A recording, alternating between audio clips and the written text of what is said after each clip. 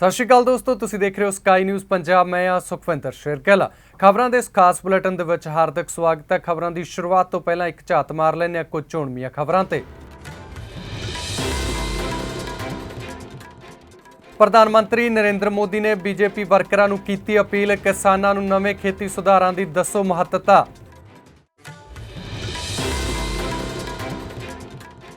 शिवराज चौहान का खेती बिलों संबंधी वड्डा बयान, कहा जो बिलों का विरोध करते हैं वो ने किसानां दे दुश्मन। बिहार च 3 पड़ावां च होणगीआं चोणां, 10 नवंबर नूं होवेगी वोटां दी गिणती। देवेंद्र फडणवीस का बिहार चोणां संबंधी वड्डा बयान, कहा नीतीश कुमार के शासन च लोकां दा पूरा विश्वास। हुण खबरां दे विस्तार वल वधदे हां।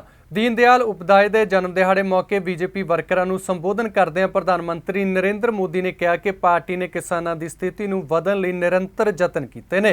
पिछलियां सरकारां वादे अते कानूनां दी एक गुंझलदार जाल बनाउंदी सी, जिस नूं किसान जां मजदूर कदे नहीं समझ सकदे सन। पर बीजेपी की अगवाई वाली एनडीए सरकार ने इस स्थिति नूं बदलण दी लगातार कोशिश की है अते किसानां दी भलाई लई सुधार पेश कीते ने। किसान और श्रमिक के नाम प्रदेश में, राज्यों में अनेकों बार सरकारें बनी, लेकिन उन्हें मिला क्या? सिर्फ वादों और कानूनों का एक उलझा हुआ जाल, एक ऐसा जाल जिसको ना तो किसान समझ पाता था और न ही मेरा श्रमिक भाई बहन समझ पाते।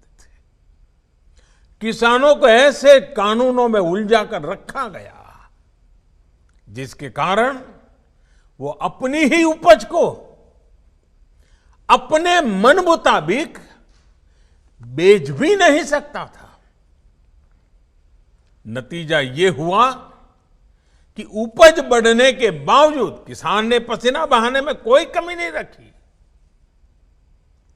बूंद बूंद पानी का, तिल तिल जमीन के हिस्से का उपयोग करते हुए देशवासियों का पेट भरने के लिए, सरकार के खजाने भरने के लिए हमारे किसान ने कोई कमी नहीं रखी।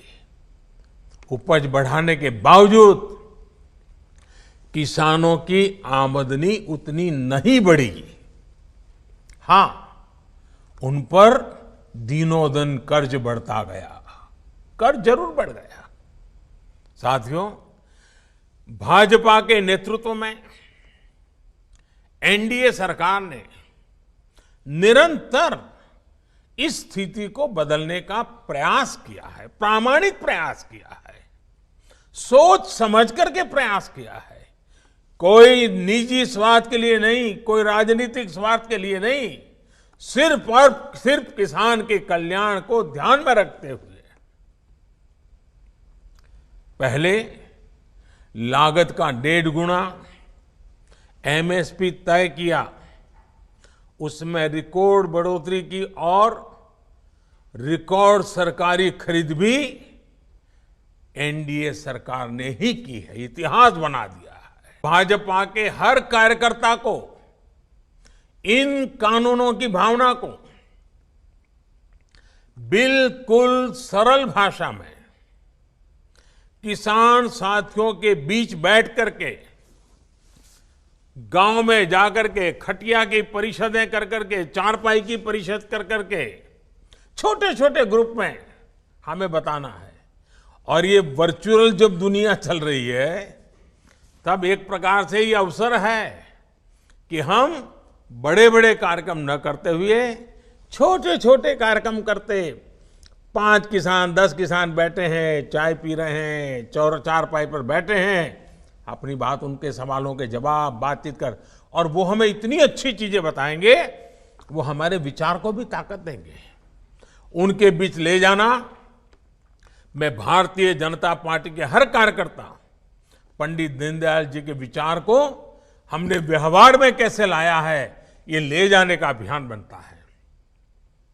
किसानों से हमेशा जिन्होंने झूठ बोला है, झूठ बोलने वाले कुछ लोग इन दिनों अपने राजनीतिक स्वार्थ की वजह से किसानों के कंधे पर बंदूकें फोड़ रहे हैं, किसानों को भ्रमित करने में लगे हैं। ये लोग अफवाहें फैला रहे हैं। देश के किसानों को ऐसी किसी भी अफवाह से बचाना, कृषि सुधार का महत्व समझाना भारतीय जनता पार्टी के हम सभी कार्यकर्ताओं का बहुत बड़ा कर्तव्य है। नए कानूनों के माध्यम से देश के सभी करीब 50 करोड़ संगठित और असंगठित क्षेत्र के श्रमिकों को वेतन मिले और वो भी समय पर मिले, इसको कानूनी रूप से अनिवार्य कर दिया गया है।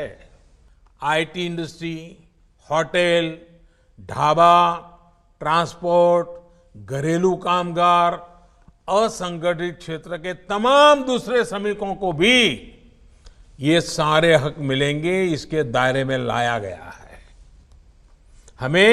हमें श्रमिकों के आशीर्वाद मिलने वाले हैं। साथियों, अभी पूरे देश में न्यूनतम वेतन को लेकर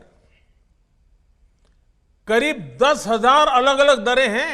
आप चौंक जाएंगे सुन करके, 10,000 अलग अलग दर। हमने 10,000 दर बताइए, वो जीवन तो उसको उसी व्यवस्था में जीना पड़ता है।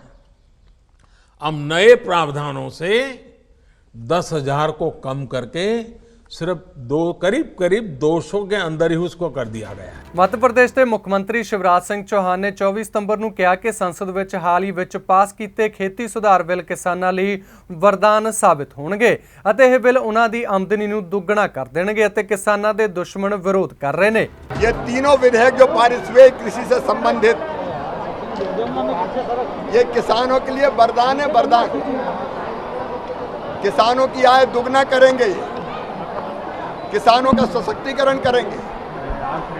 विपक्षी जो विरोध कर रहे हैं वो किसान द्रोही हैं, वो किसानों के शुभचिंतक नहीं है, वो किसानों को भ्रमित करने का प्रयास कर रहे हैं। लेकिन ये भ्रम सफल नहीं होने दिया जाएगा। किसानों की आय बढ़ेगी। आखिर दिक्कत क्या है उनको?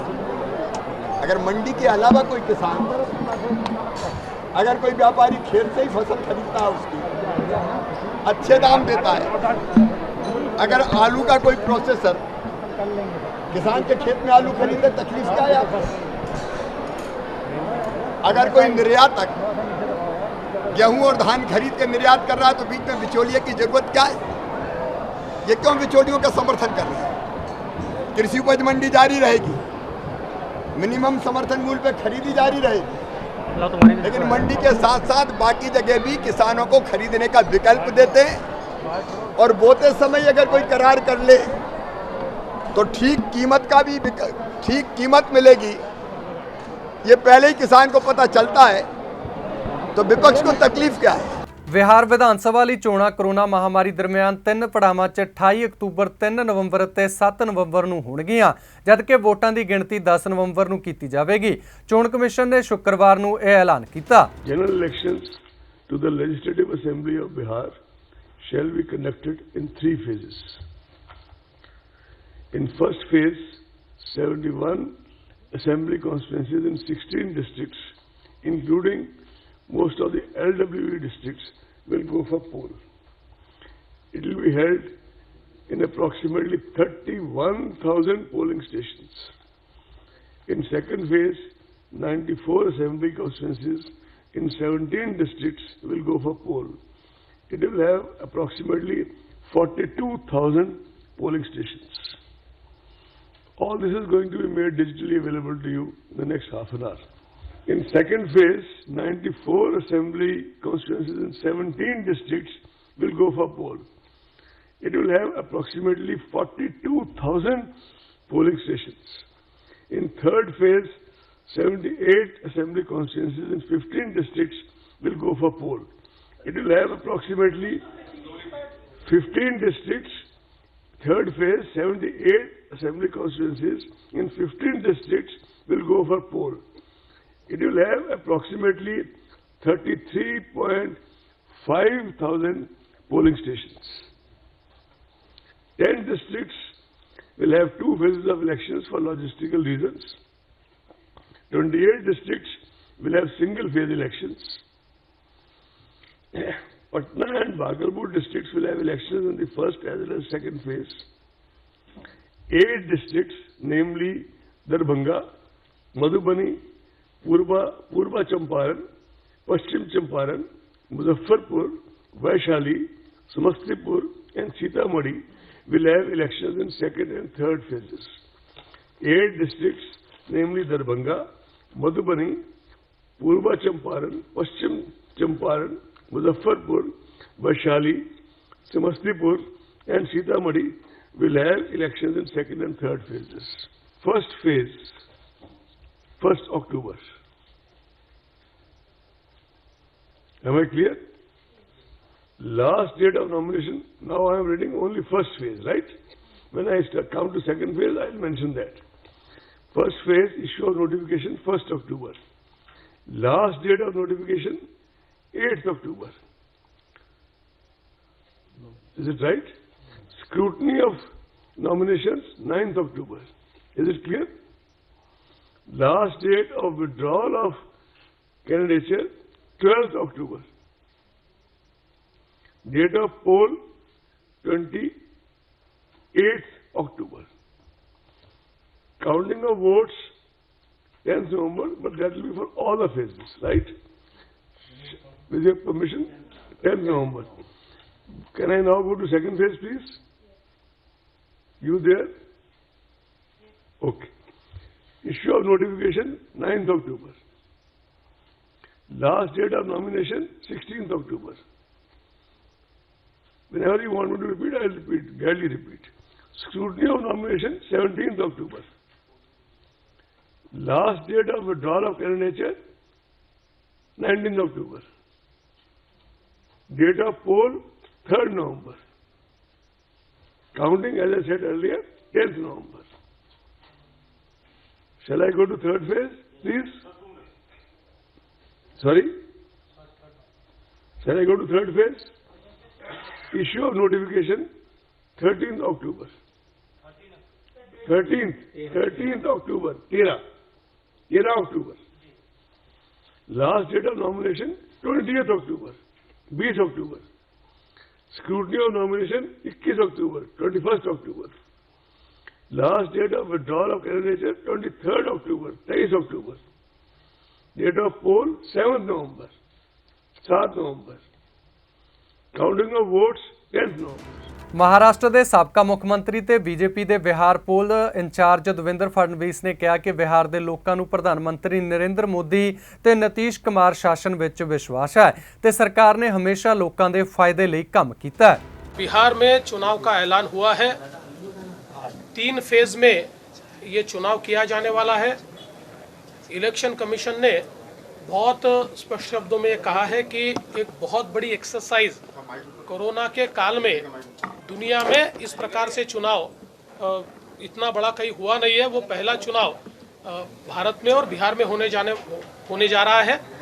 मेरा विश्वास है क्योंकि मैं बिहार जाकर आया हूँ। बिहार का जो आम आदमी है उसको प्रधानमंत्री मोदी जी के ऊपर बहुत भरोसा है, बहुत विश्वास है। वो मोदी जी को चाहता है। उसके साथ साथ बिहार के मुख्यमंत्री नीतीश कुमार जी, उप मुख्यमंत्री सुशील मोदी जी, इनके नेतृत्व में वहाँ की सरकार ने गरीबों के लिए बहुत अच्छा कार्य किया है, किसानों के लिए अच्छा कार्य किया है। विशेष रूप से चाहे बाढ़ हो, चाहे फिर प्रवासी मजदूर हो, चाहे अलग अलग प्रकार की विपदाएं कोरोना जैसी हो, इसमें लोगों की बहुत मदद की है। एक सकारात्मक कार्य किया है।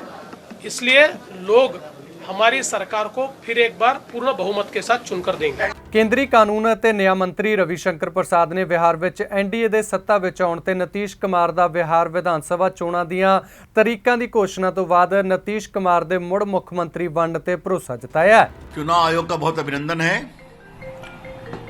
और 3 सत्र में जो 3 फेज में चुनाव हो रहे हैं और 10 नवंबर को जो नतीजे आएंगे तो हमें पूरा विश्वास है कि बिहार की जनता एनडीए को बहुमत दिलाएगी, नीतीश कुमार जी फिर मुख्यमंत्री बनेंगे।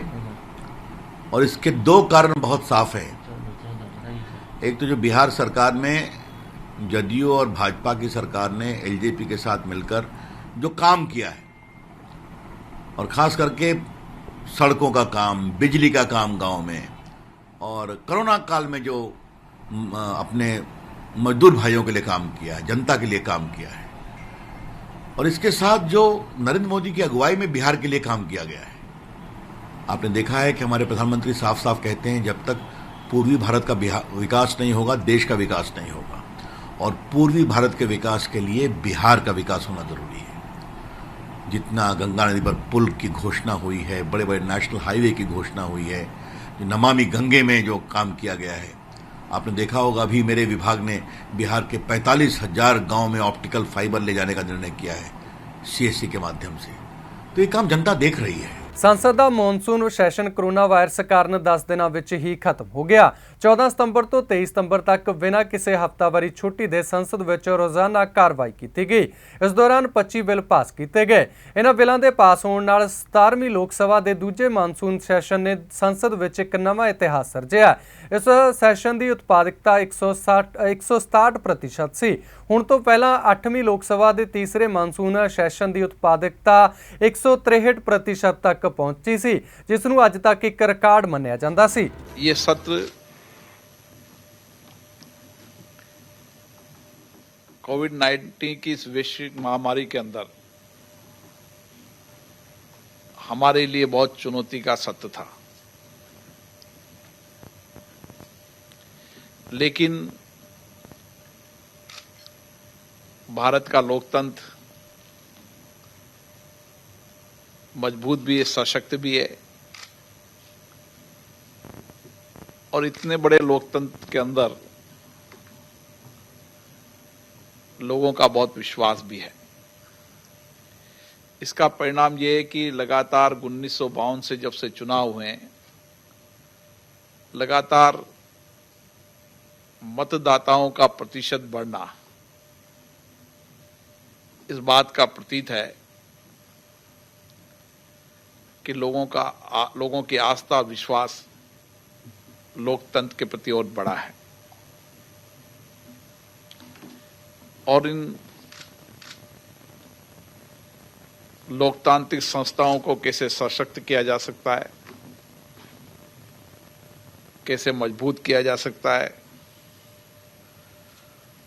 ताकि हम हमारी लोकतांत्रिक परंपराओं को भी मजबूत करें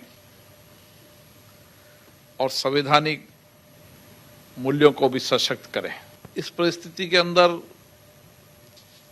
हमें जिस तरीके का सहयोग सभी दलों के नेताओं का मिला, सभी मान्य सदस्यों का मिला, सरकार का मिला, उसके कारण हम कम समय के अंदर ज्यादा काम कर पाए और हमारी उत्पादकता प्रोडक्टिविटी 167% रही, जो अपने आप में ऐतिहासिक है। केंद्रीय वातावरण ते जंगलात मंत्री प्रकाश जावड़ेकर ने एक वीडियो कॉन्फ्रेंसिंग राही चीन ਵੱਲੋਂ मेज़बानी की जा रही जैव विभिन्नता बारे मंत्रिमंडल के बैठक में हिस्सा लिया। इस समागम में जावड़ेकर ने कहा कि पिछले दहाके में भारत ने देश के कुल भूगोलिक खेत्र के 25% के नाल अपने जंगलों ते रुखां नूं वधा दिता है। पिछले 11 सालों में बाघ की आबादी दुगनी हुई है ते साडे कोल सब तो ज़्यादा जंगली बाघां की आबादी है। I am happy to inform that August gathering that in the course of last decade, India has enhanced the combined forest and tree cover with nearly 25% of the total geographical area of the country. We now have highest number of tigers in wild. It has doubled in 11 years. We have also announced the launch of Project Lion and Project Tiger, Project Dolphin. So that we have already announced. India aims to restore 26 million hectares of degraded land. It's a huge target, an ambitious one. And I don't think that any other country has declared this much in the COP which happened in New Delhi. India has already set aside an extensive area for meeting of conservation objectives, contributing to Aichi Biodiversity Targets 11 and SDG 15. ਵਿਦੇਸ਼ ਮੰਤਰਾਲੇ ਨੇ ਦਿੱਲੀ ਵਿੱਚ ਇੱਕ ਹਫ਼ਤਾਵਾਰੀ press conference ਰੱਖੀ। MEA ਦੇ ਬੁਲਾਰੇ ਅਨੁਰਾਗ ਸ਼੍ਰੀਵਾਸਤਵ ਨੇ ਭਾਰਤ ਅਤੇ ਸ਼੍ਰੀਲੰਕਾ ਦਰਮਿਆਨ ਵਰਚੁਅਲ ਦੁਵੱਲੀ ਸੰਮੇਲਨ ਬਾਰੇ ਜਾਣਕਾਰੀ ਦਿੱਤੀ। ਨਾਲ ਹੀ ਉਹਨਾਂ ਅਨੁਰਾਗ ਸ਼੍ਰੀਵਾਸਤਵ ਨੇ ਗਿਲਗਿਤ ਬਾਲਟਿਸਤਾਨ ਵਿੱਚ ਚੋਣਾਂ ਕਰਵਾਉਣ ਦੇ ਪਾਕਿਸਤਾਨ ਦੇ ਐਲਾਨ ਬਾਰੇ ਜਾਣਕਾਰੀ ਦਿੱਤੀ।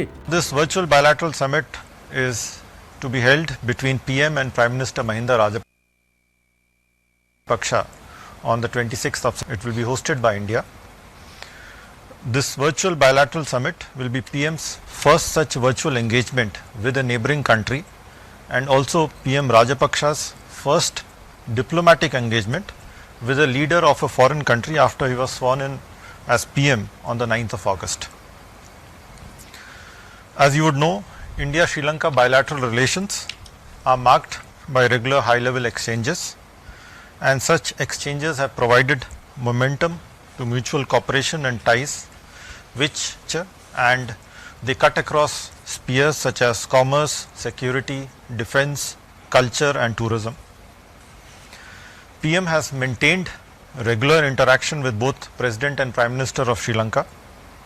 The virtual bilateral summit is preceded by the state visits of President Gotabaya Rajapaksa and Prime Minister Mahinda Rajapaksa to India in November 2019 and February 2020 respectively. Seen the statements by the Pakistani leadership and media reports in this regard, any action by Pakistan to alter the status of the militarily occupied so-called Gilgit-Baltistan has no legal basis whatsoever and is totally void ab initio. We are aware that many countries in the neighborhood import large quantities of onion from India, and we are in close consultation with other stakeholders and GOI.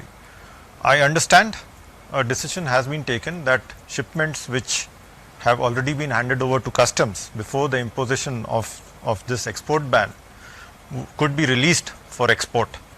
And in this regard, some movement has already happened to some of our neighboring countries. We will continue to monitor the situation. The Air Suvidha digital platform, which has been made available for all arriving international passengers since the 8th of August.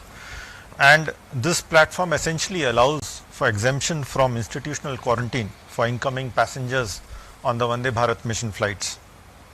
This service has been made available in response to a long pending demand of passengers for seeking of their RT-PCR tests.